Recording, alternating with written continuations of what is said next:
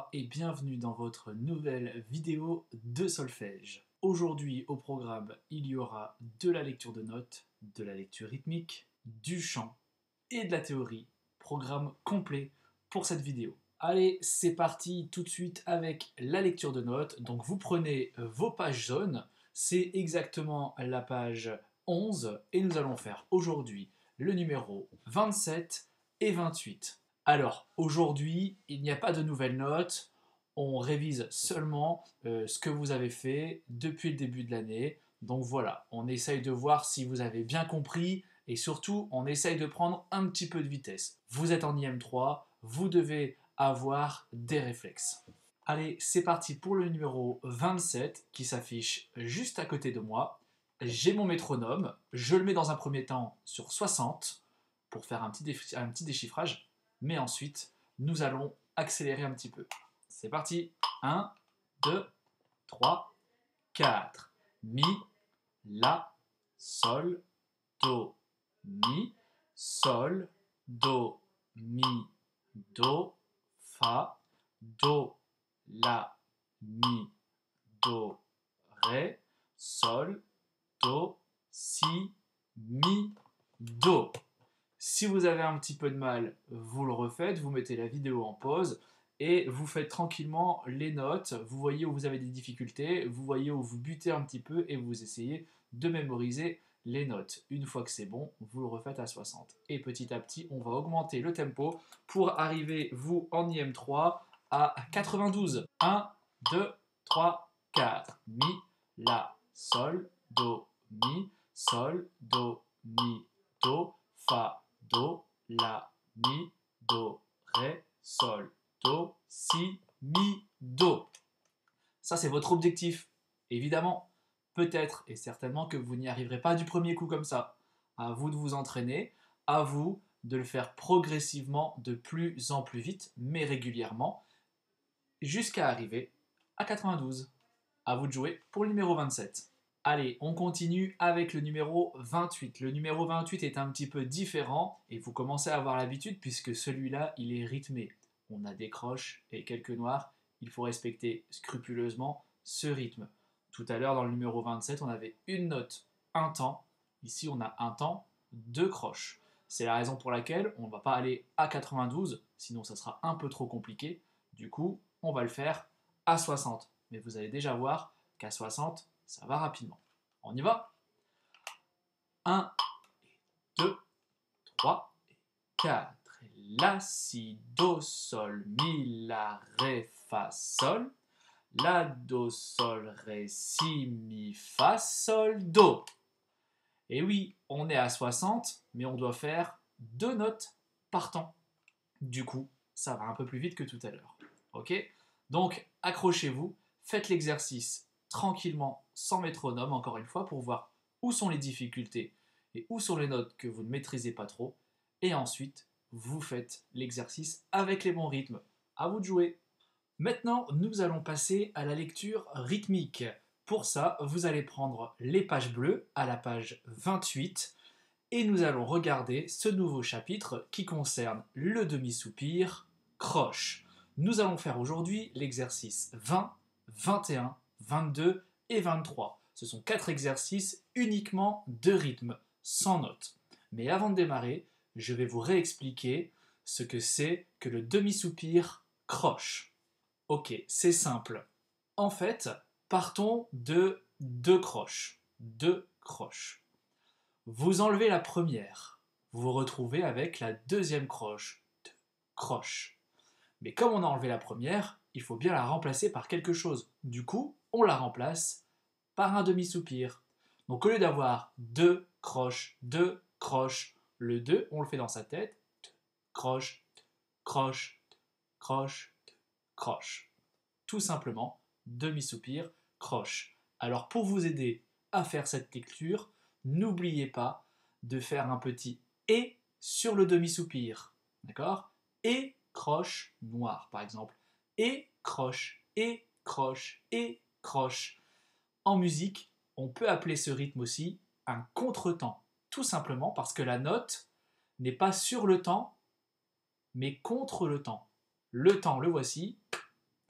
et croche, et croche, et croche, et croche. Voilà pourquoi on appelle le demi-soupir croche un contretemps. Allez, c'est parti pour les exercices. Numéro 20, c'est parti. 1, 2, ta ta ta, et ta ta. Ta ta ta ta ta ta ta, et ta ta. Vous avez remarqué qu'à chaque fois qu'il avait le demi-soupir, j'ai dit et. Je marque le et c'est très important. Numéro 21. 1, 2. Ta ta ta ta ta. Et ta ta. Ta ta ta ta ta. Ta ta. Très bien. Numéro 22. Attention, on rajoute le triolet. 1, 2, 3, 4. Ta ta ta ta ta ta ta ta. Et ta ta ta ta ta ta. Ta ta ta ta. Et ta ta ta. Chute. Ta. Faites bien la différence au début de cet exercice avec le triolet et les 4 doubles. Et le numéro 23. 1, 2. Ta ta ta ta ta ta ta ta ta. Et ta ta. Ta ta ta ta ta ta ta ta ta ta. Plus on avance dans le cahier, plus on mélange les rythmes que vous connaissez. Donc attention à bien mélanger les triolets, les 4 doubles, les sautes, à bien enchaîner tous ces rythmes.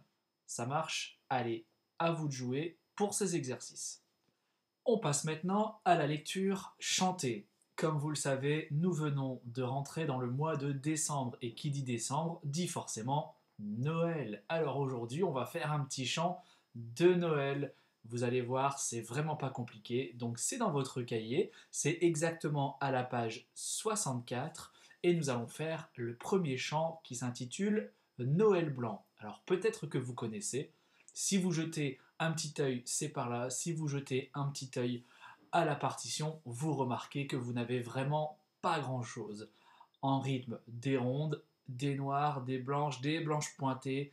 Il est pour vous assez facile, mais il est en tout cas de circonstances. Ça marche? Donc, pas de petit déchiffrage. Nous allons le faire directement avec l'accompagnement et avec moi. C'est parti. 2, 1, 2, 3, 4. Mi, fa, mi, ré, mi, fa, sol, la, si, do, ré, do, si, la, sol, do, ré, mi, la, sol, do, sol, fa, mi. Fa, mi, ré, do, ré. Mi, fa, mi, ré, mi, fa, sol, la, si, do, ré, do, si, la, sol,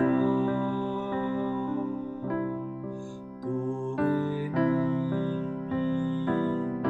la, sol, do, ré, mi, la, sol, do, ré, do.